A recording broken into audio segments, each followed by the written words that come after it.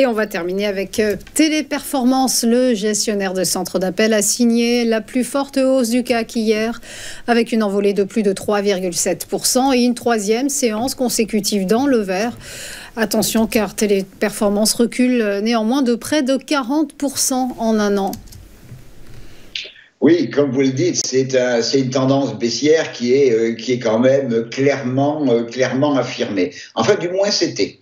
Alors, on a ici un graphique qui reprend à peu près 8 ou 9 mois. Après une consolidation sur fin juillet, début août, eh bien, le mouvement baissier a repris, avec en plus deux gaps baissiers qui ont dynamisé le mouvement descendant. On a trouvé un support sur la zone des 79-66, niveau qui a été testé à plusieurs reprises. C'est une figure d'analyse technique que l'on appelle un creux en pince. On a commencé à refranchir un premier niveau important qui était un ancien plus bas dans la tendance à 85,32 €. Là, on arrive à nouveau dans une zone qui va être une zone importante. Alors, déjà, la moyenne mobile exponentielle 13 périodes qui avait été largement résistance pendant la période de baisse, eh bien, cette moyenne mobile exponentielle 13 est redevenue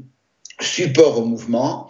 La moyenne mobile 100 périodes a été franchie. Bon, vous me direz, elle est baissière, c'est pas quelque chose d'extraordinaire, mais quand même, elle a quand même été résistance elle a été résistance ici en novembre, elle a été résistance en septembre, elle a été support au mois d'août, donc elle arbitre quand même bien les prix.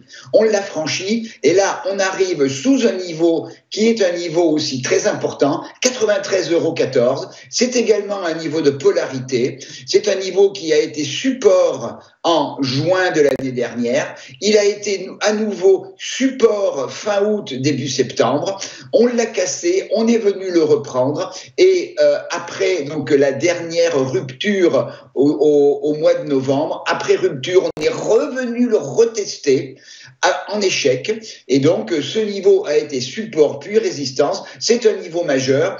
La belle hausse d'hier, eh bien, est venue s'arrêter justement sur ce niveau de 93,14 €. Donc, j'attends le franchissement de 93,14 € et même le franchissement de 95,36 juste au-dessus, qui est également un niveau important. Et le franchissement de cette zone 93,14, 95,36 ouvrirait 5 à 6% de hausse en direction de 100,80 € et puis le premier gap baissier entre 103,10 et 104,85. Alors, il est aussi possible qu'il faille peut-être un jour, 2 jours, 3 jours avant de franchir cette zone des 93,14 €. Je ne serais pas forcément inquiet si on venait retester 90,38 € avant de repartir, bien sûr, parce que si on a du mal à passer dans le mouvement les 93,14 €,